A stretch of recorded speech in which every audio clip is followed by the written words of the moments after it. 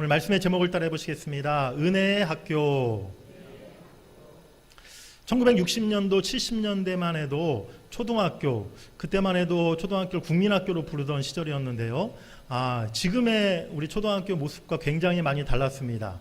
사실 저도 1970년대 초등학교를 다녔었기 때문에 그때의 모습이랑 지금 우리 초등학생들의 모습을 생각해 비교해 보면 너무 차이가 많이 나는 것을 이렇게 느끼게 되는데요. 제가 오래된 사진을 한번 이렇게 준비해 봤습니다.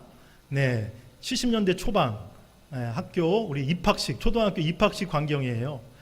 그때는 학교들마다 운동장도 굉장히 컸던 것 같아요. 그런데도 수많은 학생들이 이렇게 모여서 참 지금은 너무 아이들이 없는데 그때는 아이들이 넘쳤어요. 그래가지고 이렇게 초등학교 입학식을 했던 모습이 있고, 또 1학년 때 항상 하얀 손수건 아이들이 차고 1학년 학생들은 이렇게 학교에 다녔잖아요.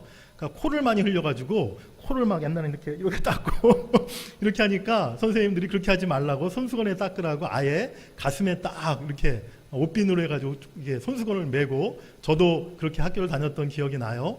그렇게 해서 입학식을 하고, 또 수업 시간에 그 교실 장면인데요. 옛날에는 정말 한 반이, 한 학급이 학생 숫자가 70명, 80명 그랬어요. 저도 국민학교 초등학교 때 저희 반이 70명, 80명 이렇게 했던 기억이 나요. 연탄, 석탄 난로 때우면서 그렇게 겨울에 수업 듣고, 정말 콩나물 시루 같은 그런 교실 가운데도 그래서 열심히 공부하고 선생님 말씀 참 잘 따르고 그렇게 학교를 다녔던 기억이 납니다. 예전만 해도 어린이집, 유치원 이런 유아 교육기관이 별로 없었어요. 그래서 저 같은 경우도 사실은 유치원 다니지 않고 곧바로 초등학교에 입학했었는데, 그러다 보니까 사실은 초등학교 들어가기 전에는 한글도 못 깨우치는 아이들이 많았고요. 더하기 빼기 못하는 아들 대부분이었습니다. 저도 학교에 들어가서, 초등학교에 들어가서 이제 한글 배우고 더하기 빼기 배우고 산수 배우고 그랬던 기억이 나요. 학교에 들어가서 이렇게 공부도 배우고 또 질서와 예절과 규칙도 배우고, 또 선생님 말씀 따르고 친구들 사귀고 같이 노는 것도 배우면서 조금씩 이렇게 성장해 갔던 것이죠. 아무것도 몰랐던 그 코올릭의 철부지들이 초등학교 졸업할 때쯤 되면, 6학년 때쯤 되면 의젓한 이제 예비 중학생으로, 청소년으로 성장해 있는 것을 이렇게 보게 되었습니다. 사랑하는 여러분들, 그런데 세상 학교에서 이렇게 아이들이 지식을 배우고 예절을 배우고 규칙을 배우며 잘 자라는 것처럼 우리 믿음의 성도들도 꼭 다니고 또 거기서 배우고 거쳐야 할 학교가 있다는 것입니다. 우리는 어떤 학교를 다녀야 되고 거쳐야 되고 또 그 학교에서 배워야 우리가 교육을 받아야 되는 것일까요? 바로 그 학교가 은혜의 학교라는 것이죠. 우리 따라해 보시겠습니다. 은혜의 학교. 우리 첫 번째로 은혜의 학교에 입학, 따라해 보시겠습니다. 은혜의 학교에 입학했습니다. 이제 오늘 여러분들이 다 은혜의 학교 입학생인 거예요. 오늘 11절에 보니까 하나님의 은혜가 나타났다라고 이렇게 말씀하고 있습니다. 어떤 은혜가 나타났다는 것일까요? 물론 우리 하나님은 늘 은혜의 하나님이셨어요. 인간을 창조하신 이후로 쉼없이 은혜를 베풀어 주셨습니다. 그런데 하나님께서 인간에게 베푸신 수만 가지 은혜 중에 가장 큰 은혜는 예수 그리스도 안에 허락하신 구속의 은혜였다는 거예요. 때가 참에 창세 전부터 우리에게 주어진 하나님의 구원의 은혜가 예수 그리스도가 이 땅에 오심을 통해서 우리에게 나타나신 바 되었고 우리에게 보여지게 된 줄 믿습니다. 창조주 하나님을 배신하고 타락하여 죄악 가운데 있었던 우리 인간들을 구원하시려고 하나님이 친히 인간의 몸을 입고 이 땅에 오셨던 것이죠. 우리에게 그럴 만한 자격이 있는 것도 아니었어요.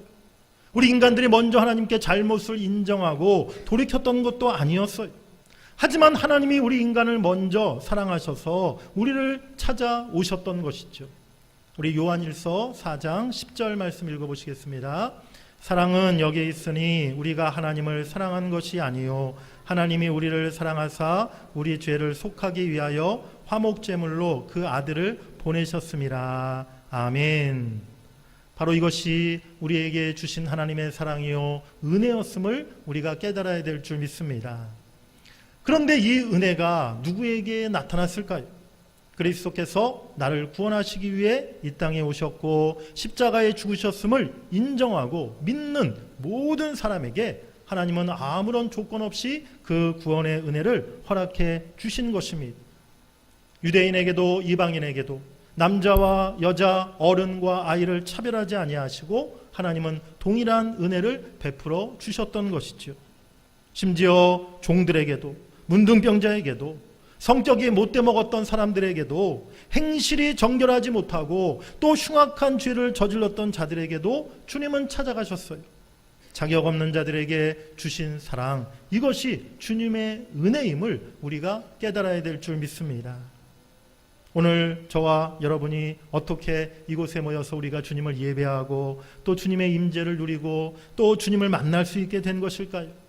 그 모든 것이 전적인 하나님의 은혜임을 우리가 기억해야 한다는 것입니다.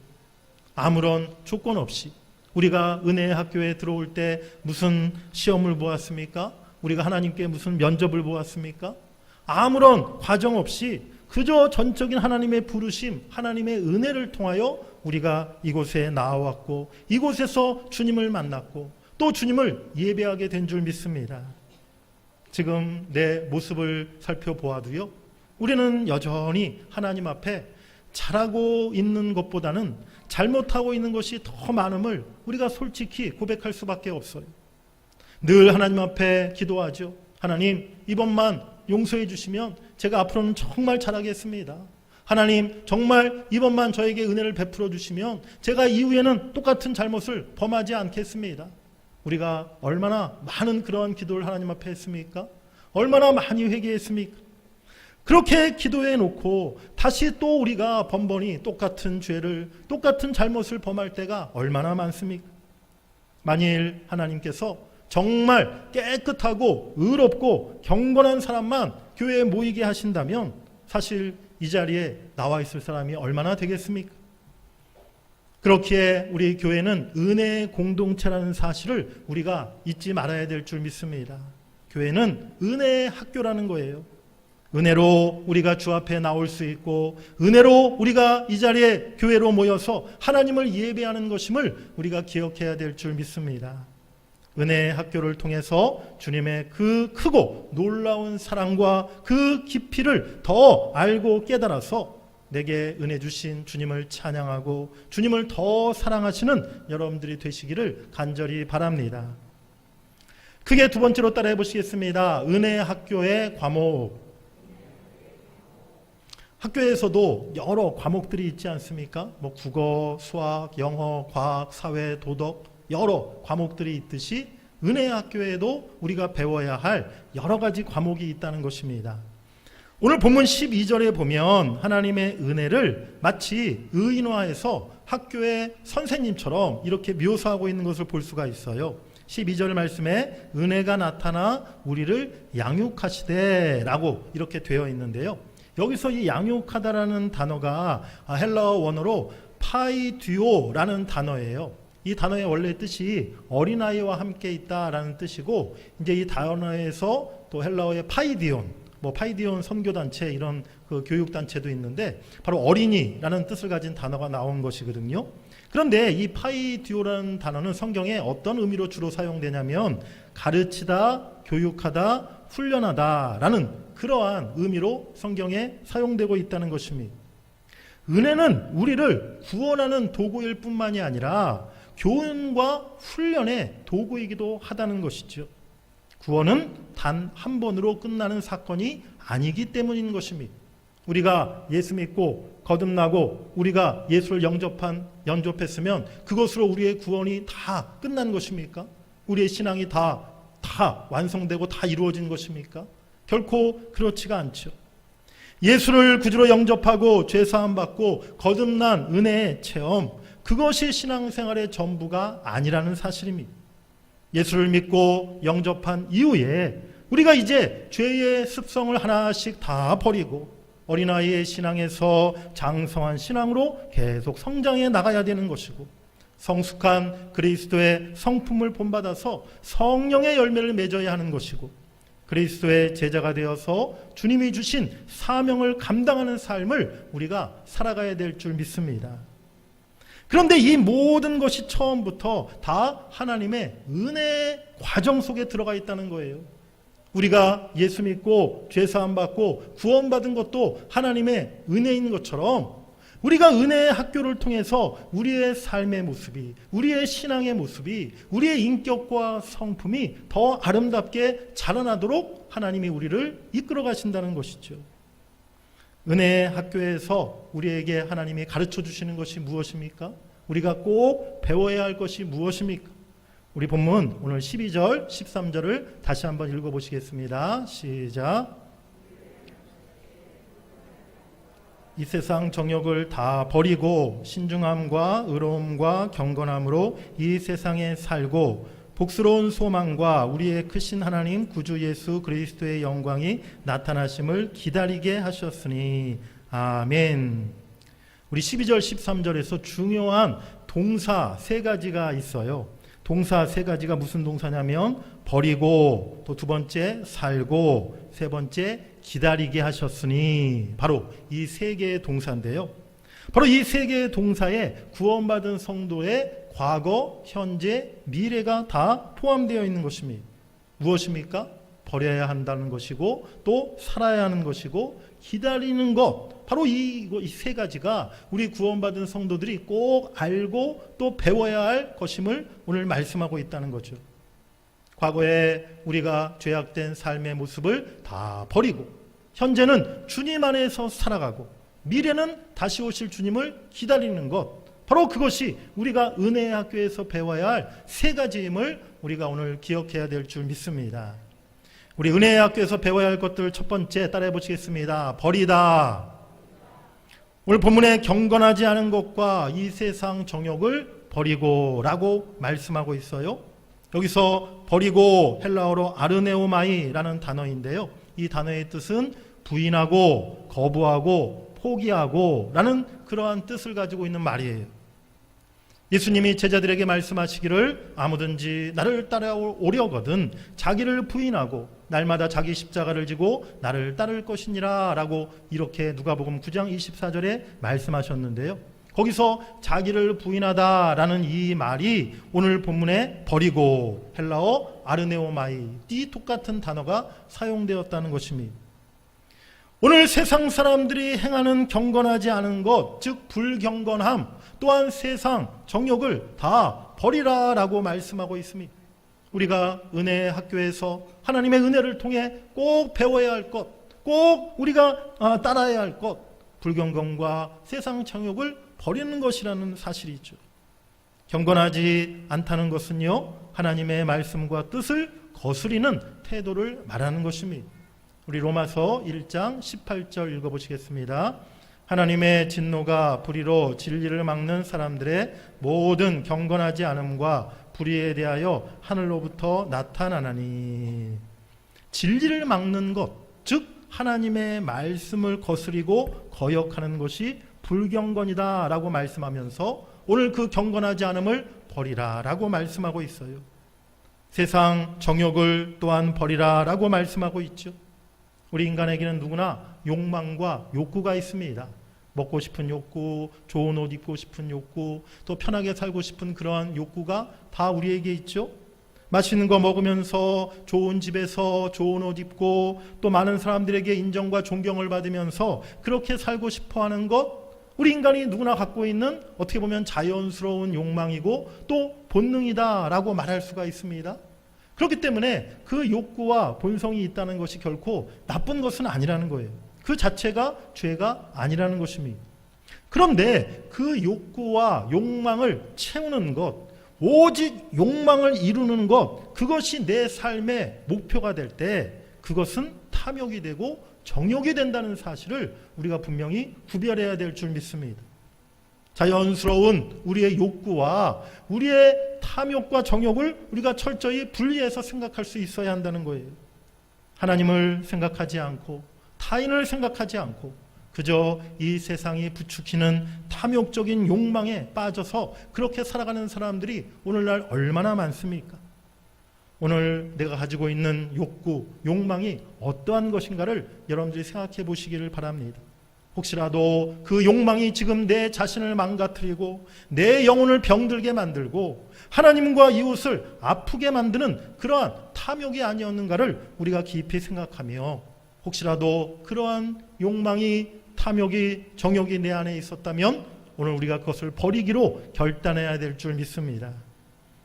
그래서 하나님의 은혜의 학교에서 가장 먼저 배워야 할 것은 버림이라는 거예요. 떠남입니다. 자기 부인과 자기 비움을 우리가 이 은혜의 학교에서 배워야 될 줄 믿습니다. 심령이 가난한 자는 복이 있나니 천국이 저희 것임이니라 라고 주님이 팔복 제일 처음에 말씀하셨어요. 여기서 말한 심령의 가난함, 영적인 가난함이 바로 자기 비움, 자기 부인이라는 것을 여러분들이 꼭 깨달으시기를 간절히 바랍니다. 두 번째, 은혜의 학교에서 배워야 할 것 따라해 보시겠습니다. 살다. 네, 오늘 본문에 이어서 신중함과 의로움과 경건함으로 이 세상에 살고 라고 이렇게 말씀하고 있죠. 이제 우리가 첫 번째, 과거의 잘못, 과거의 내 탐욕을 다 버렸다면 오늘을, 현재를 우리가 잘 살아야 한다는 거예요. 그래서 오늘 우리가 어떻게 살아야 할지도 이 은혜의 학교를 통해 우리가 배우고 교훈을 받아야 한다는 거죠.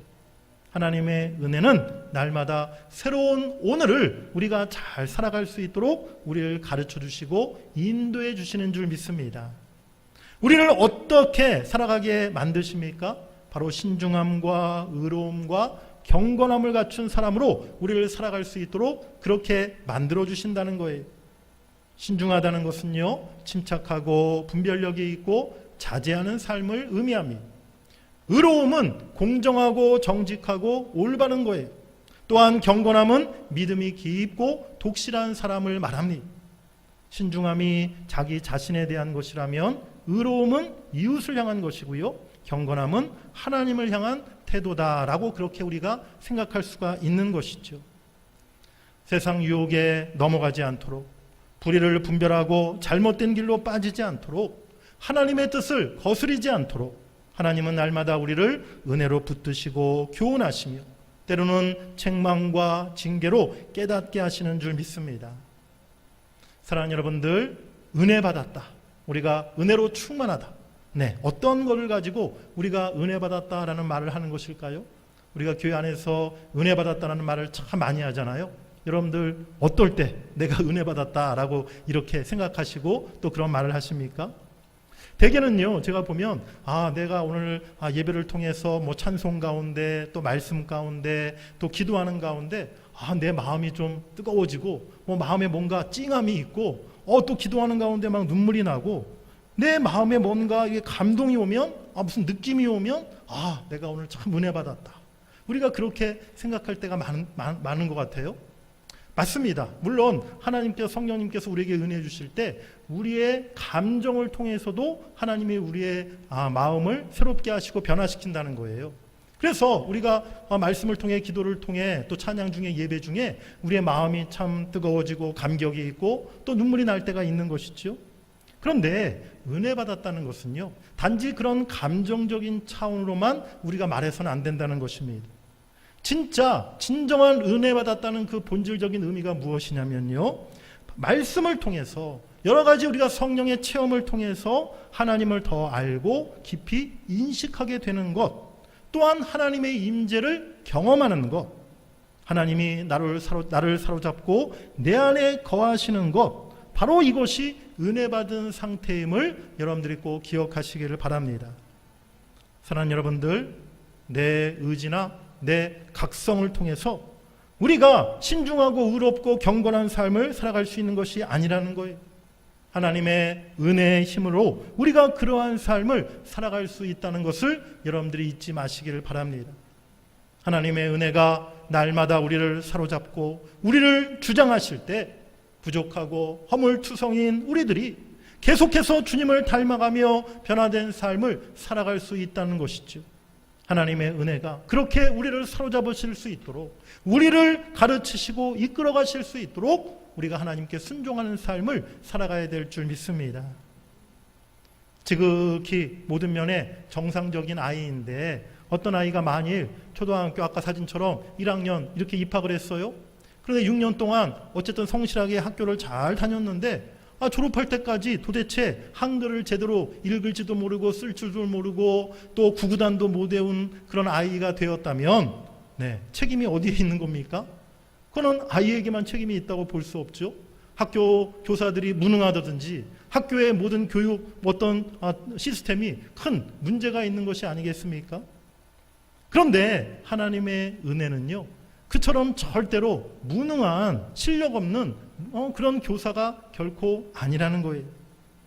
말씀의 교훈과 영적인 감화 감동을 통하여 때로는 책망과 징계를 통해서 우리의 삶을 반드시 변화시키시고 성숙시켜 나가게 하시는 줄 믿습니다. 물론 우리도 그 은혜의 학교에서 열심히 공부하고 순종해야 할 책임을 우리가 다 해야만 하는 것이겠죠. 예수 믿어도 왜 변하지 않습니까? 왜 삶의 모습이 이전 그대로의 모습입니까?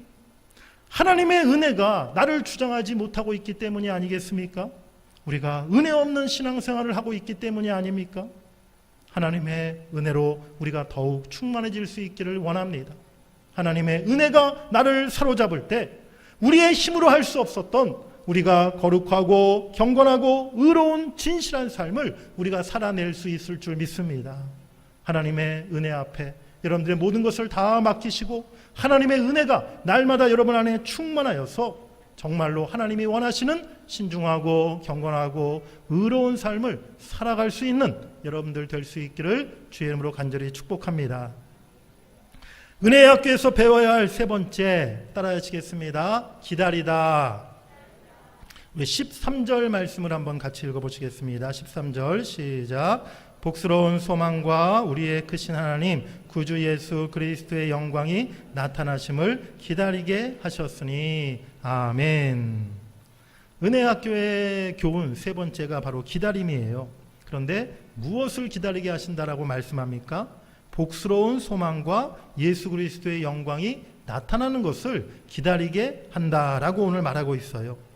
그런데 여기서 복스러운 소망이라는 말과 예수 그리스도의 영광이라는 이 말이 따로따로가 아니라 사실은 원어 성경을 보면 두 단어가 하나의 정관사로 이렇게 묶여 있는데요. 바로 하나의 뜻이라는 것이죠. 복스러운 소망이라는 것은 그래서 이 땅의 어떤 소망을 의미하는 것이 아니라 예수 그리스도께서 다시 오셔서 우리 앞에 영광으로 나타나실 날, 그것을 소망하는 것임을 오늘 성경은 우리에게 말씀해 주고 있습니다. 오늘 본문에 나타나다라는 말이 두 번 나와요. 11절에 하나님의 은혜가 나타나라고 되어 있고요.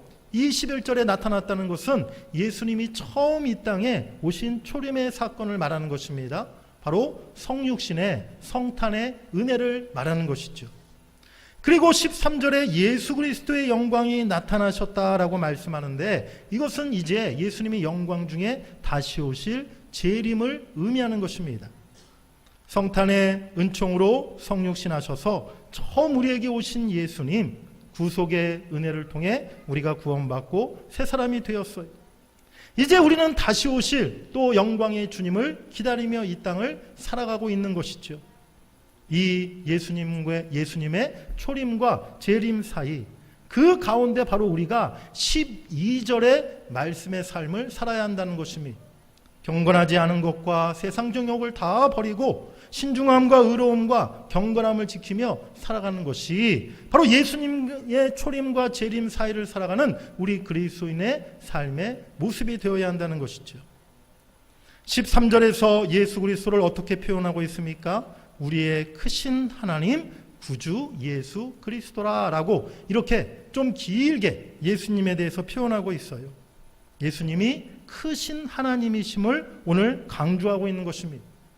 바로 크신 하나님이신 예수님이 약속하신, 예수님이 말씀하신 내가 이 땅에 다시 오리라, 너희가 지금 본대로 내가 공중에서 다시 이 땅에 재림하리라, 그 말씀이 반드시 이루어질 것임을 오늘 말씀하고 있는 줄 믿습니다.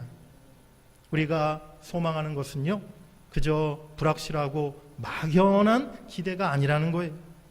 현실이 너무 힘들어서 그저 현실을 벗어나고 잠시 도피하기 위해 만들어낸 그런 사람들이 만들어낸 가짜 소망이 아니라는 것이죠. 오늘날 세상에 정말로 헛되고 또 사실은 아무 근거 없는 가짜 소망들이 얼마나 많습니까? 뭐 인생 대박이다, 인생 역전이다, 또 내가 꿈꾸는 대로 다 무엇이든지 이루어진다. 물론 뭐 간혹 0.1% 그런 경우도 있을 수 있겠지만 사실 이러한 이야기들은요 99.9%가 허황되고 아무 근거 없는 가짜 소망이라는 거예요. 그저 사람들이 만들어낸 세상 현실이 너무나 힘드니까 그런 막연한 소망을 그냥 품고 살아갈 수 있게끔 그렇게 만들어낸 허황된 소망이라는 것이죠. 하지만 주님 다시 오신다는 재림의 소망은 분명하고 확실한 진짜 소망임을 여러분들이 잊지 마시기를 바랍니다. 우리 예수님 말씀하신 대로, 크신 하나님께서 말씀하신 대로 영광으로 이 땅에 다시 오셔서 우리의 구원을 완성하시고 영원한 하나님의 나라를 이루실 줄 믿습니다. 사랑하는 여러분들, 은혜 학교의 세 가지 과목, 버리기, 살기, 또 기다리기를 여러분들이 잘 배우고 또 잘 실천하고 계십니까? 이제 우리 모두가 과거를 버리고 또 하나님의 백성 그리스도인답게 오늘을 살아가고 이제 다시 오실 주님을 기다리며 우리 성도들의 그런 과거와 현재와 미래가 정말 하나님의 은혜로 그렇게 살아가는 우리 모두가 될 수 있기를 간절히 바랍니다. 우리 크게 세 번째로 따라해 보시겠습니다. 은혜 학교의 목표. 학교마다 학생들을 가르치고 길러내는 목표들이 다 있지 않습니까? 뭐 좀 전문적인 학교에서는 그 목표가 좀 다를 수 있지만 기본적으로 지식과 더불어서 바로 바른 인성과 예의를 가르치고 또 준법 정신을 갖춘 건강한 사회인으로 교육하고 양성하는 것이 학교들의 기본적인 목표일 거예요. 그런데 하나님의 은혜 학교에도 목표와 목적이 있다는 사실입니다. 우리 본문 14절 말씀을 한번 같이 읽어보시겠습니다. 14절 시작.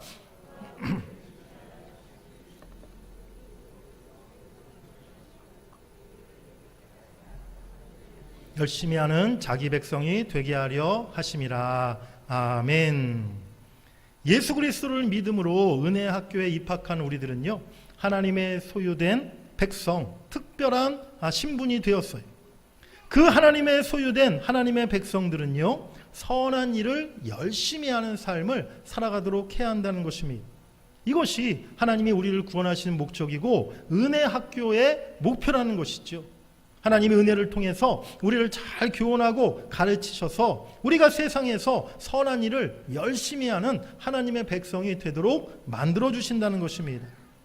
그런데 여기서 선한 일이라는 것은 우리가 일반적으로 세상에서 이야기하는 어떤 도덕적이나 윤리적으로 착한 일을 말하는 게 아니에요.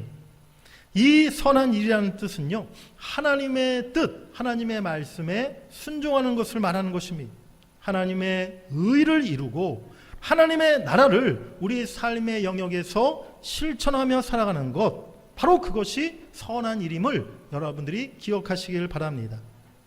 그런데 오늘 본문을 자세히 보면 선한 일을 그냥 적당히 하는 백성이 되게 하려 함이 아니라 선한 일을 열심히 하는 백성이 되게 하려 하심이다 라고 말씀하고 있어요. 여기서 열심히 하다라는 이 말은요, 열광적으로 열성을 다하여 하다라는 그러한 뜻을 가지고 있어요.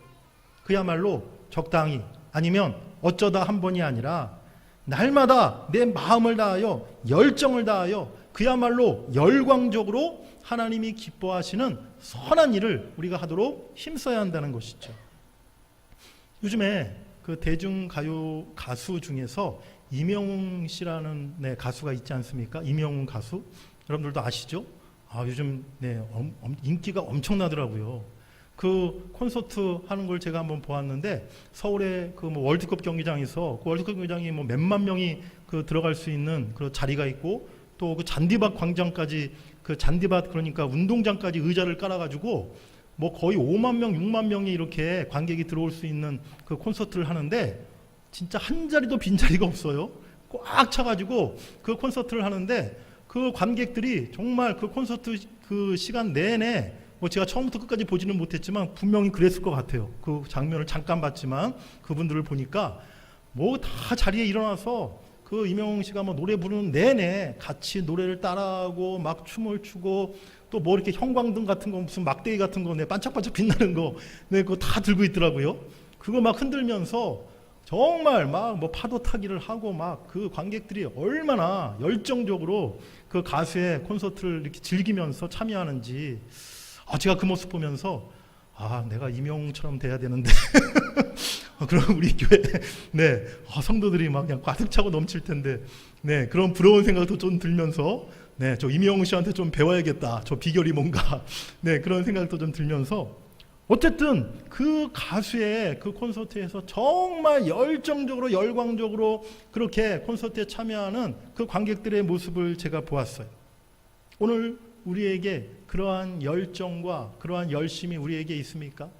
세상 사람들 그 유명한 좀 노래 잘 부르고 잘생긴 가수 한 명에게도 그렇게 열광해서 정말 그들이 열정적으로 그 가수의 콘서트에 참여하고 뭐 심지어 그 가수 집 앞에서 그 가수 회사까지 쫓아다니면서 그렇게 그 가수 한번 만나려고 그렇게 애를 쓰는데 오늘 우리는 하나님을 위해서 또 하나님의 일을 위해서 얼마나 그런 열정과 열심을 우리가 품고 있습니까? 우리에게 그러한 열정, 열심이 어디에서 비롯되는 것입니까? 내가 열심을 품어야지. 내가 더 열정적으로 하나님을 사랑하고 하나님을 찬양하고 또 하나님의 사명 감당해야지. 우리가 마음 먹는다고 그게 잘 됩니까? 우리의 마음으로 되는 것이 아니라는 거예요. 바로 하나님께서 주시는 은혜를 통해서 우리 안에 그러한 열심과 열정이 생김을 여러분들이 이 시간 깨달으시길 바랍니다. 하나님의 은혜가 우리를 사로잡을 때, 하나님의 은혜가 우리 안에 충만하게 임할 때 누가 시키지 않아도 정말 내가 열정적으로 주님을 찬양하고 주님을 예배하고 주님의 일을 위해서 내가 헌신하는 그러한 삶을 살아가게 된다는 것이죠. 이제 은혜 학교에서 여러분들이 잘 배우고 경험하시고 건강하고 성숙한 믿음의 그리스도인으로 여러분들이 잘 자라셨다면 이제 세상에서 우리의 가정과 우리의 일터에서 또 주님께서 우리에게 맡겨주신 주님의 몸된 교회에서 우리가 하나님의 선한 일을 열심히 하며 살아가야 될 줄 믿습니다. 하나님이 주신 늘 은혜에 사로잡혀서 정말 주님의 기뻐하시는 일을 위하여 선한 일을 위하여 그렇게 열심을 다하시는 저와 여러분 될 수 있기를 주의 이름으로 간절히 축복합니다. 우리 마지막으로 15절 말씀 읽어보시겠습니다. 시작. 너는 이것을 말하고 권면하며 모든 권위로 책망하여 누구에게서든지 업신여김을 받지 말라. 아멘. 사랑하는 은혜학교 학생 여러분들, 오늘 은혜 선생님이 말씀을 따라서 여러분들에게 말하고 권면하고 책망하고 계십니다. 은혜로만 들어오는 학교가 은혜 학교라는 거예요. 옛사람의 옷을 벗어버리고 우리가 은혜 학교의 교복으로 갈아입어야 될 줄 믿습니다. 신중함과 의로움과 경건함을 잘 배우고 여기에 순종하는 믿음이 오늘 우리에게 필요한 줄 믿습니다. 그리고 이제 그 은혜 학교에서 배운 대로 세상에서 하나님의 기뻐하시는 선한 일을 열심으로 감당하시는 그야말로 좋은 학생, 신실한 하나님의 백성이 되시는 여러분들 되시기를 간절히 바랍니다. 또한 우리 대전동문교회가 은혜 공동체, 은혜 학교가 되기를 원합니다. 오직 하나님 은혜 안에 거하고 은혜가 이끌어가는 우리 교회, 은혜로 성장하며 은혜로 충만한 교회, 은혜와 사랑의 공동체가 될 수 있기를 간절히 소망합니다. 그래서 여러분 모두가 우리 교회 안에서 그 은혜를 누리시고 그 은혜로 세상을 살아갈 수 있게 되기를 주의 이름으로 간절히 축원합니다. 우리 마지막으로 크게 한번 따라해 보시겠습니다. 은혜로 구원받았습니다. 은혜로 살아왔습니다. 은혜로 살겠습니다. 우리 하나님께 감사의 박수를 드리겠습니다. 하나님 감사합니다. 내가 은혜로 살겠습니다. 하나님